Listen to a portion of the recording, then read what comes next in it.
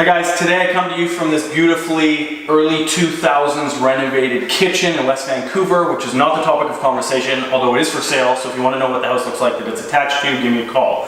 Today we're discussing a very important topic, which is the misconceptions owners have when selling their real estate in Vancouver. There's actually, after doing this for as long as I have been, there's quite a few common misconceptions I find, but today I'm narrowing it down to the top 4 misconceptions that owners have, I guess, before going in to sell their Vancouver real estate. We'll get started on that. The first misconception is that all realtors are the same. Clearly the furthest thing from the truth. There are 14,500 of us, I believe, in the greater Vancouver area. You can imagine, for example, I have been licensed since 2007, comparing against someone who's been licensed, say, in 2017, we have seen substantially different aspects of the market, and I would have seen substantially more and experienced substantially more from the market than that newer agent. And likewise, the people that are my parents' age that have been doing it for longer than I've been alive. So just because they have the realtor title, and we all have to be educated scholastically, the prerequisite to the same degree, and our continuing education that we are mandated to take is the same. Clearly the experience from each realtor is substantially different. Also, and I'm not going to go into detail about this here, but keep that in mind when you're looking at commission structures of agents that you're talking to as well. There's no set commission fee. There's a general ballpark range that is used, and agents can of course decide to go below or above that if they please, and it's up to you guys, the sellers, to of course agree and work with them and be justified in what you're spending.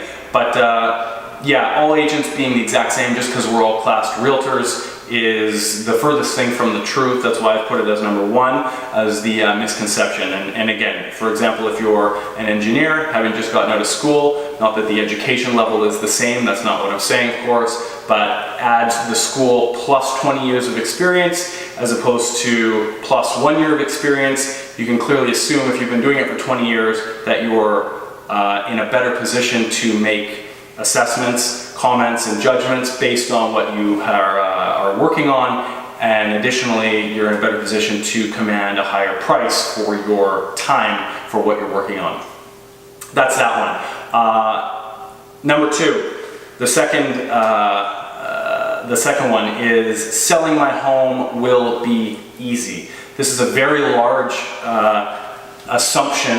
Now the market, depending where you are in the market, currently it's May of 2018. A lot of the market segments have cooled down by now this year based on a variety of things provincially and federally that everyone knows about. But the assumption maybe will date back to when the market was moving a lot faster and had a lot faster velocity to it, that your property will just be easy to sell. And this is definitely not the case either. Just because you may have huge traffic through an open house or people offering multiples at the end result of what your agent has worked on to get you to that point doesn't mean that it was just an easy process, throw it on MLS and it's done.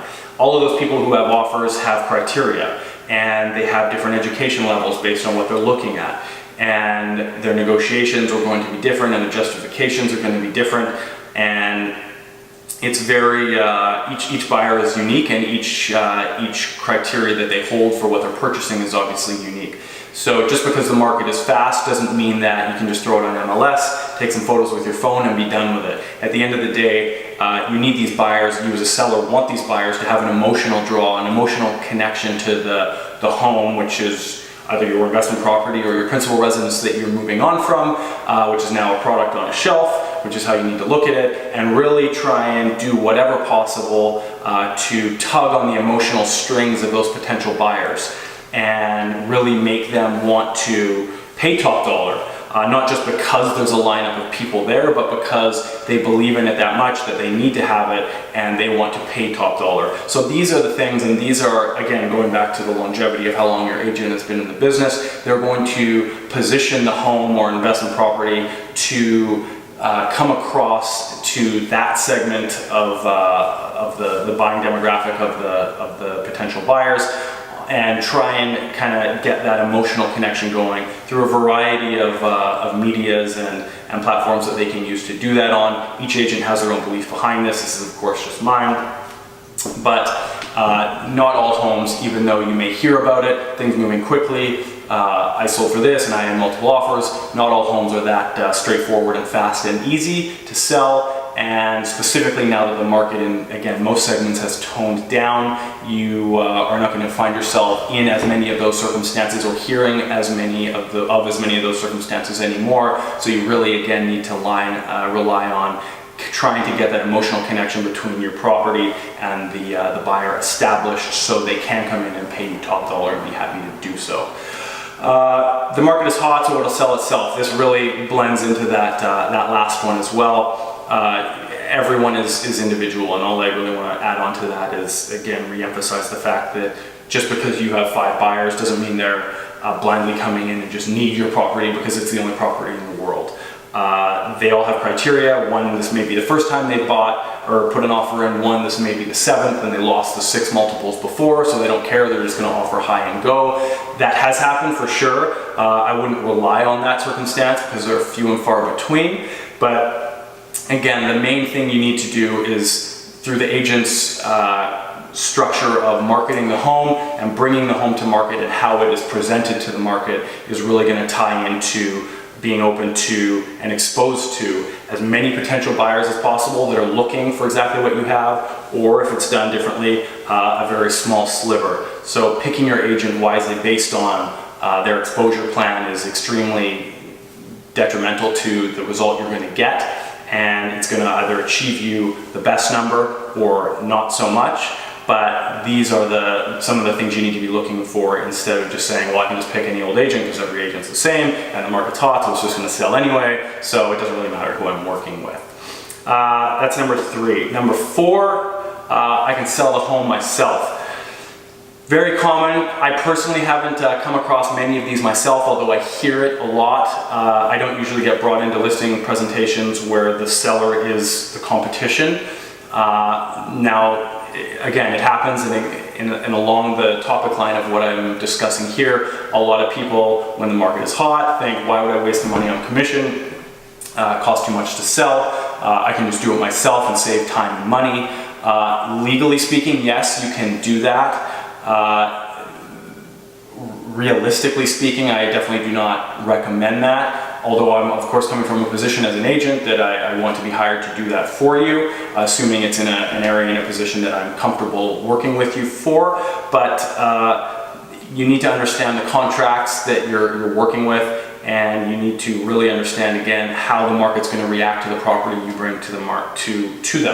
Are you going to hire an agent just to get access to MLS so you can post through MLS yourself? How are you going to structure access to the home? How are you going to structure, again, the whole story behind your home and how it's presented to market to really tie into those people, potential buyers, emotionally, so they really want to pay you top dollar with a quick close, with the terms that you want. Also, while you've got to go to your 9-to-5 job and focus on your other life, your main life as well. It's always, it's the same comparison. Would you do your own dental work or would you hire a professional? It's really along the same lines. Again, I'm not comparing what we do to dentists and the severity, but I'm comparing the knowledge of what's happening in this very expensive transaction.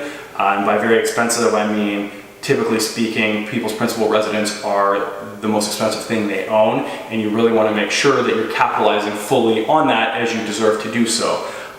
So I highly implore you to interview multiple agents and pick a professional that knows what they're doing, that you feel that you can trust, that is familiar with your product and your area, so you can really capitalize on the use of a realtor and to position yourself best to achieve just that, the highest price for your home or investment property, the quickest close if that's what you're looking for, or a longer close if you want the time frame and the peace of mind to get into the next place, and with the terms you're looking for as well. And know that you have a professional that's trained and experienced working behind you, so all the contracts you don't need to worry about. There's nothing you've missed. There's no loopholes in the contract for the buyers.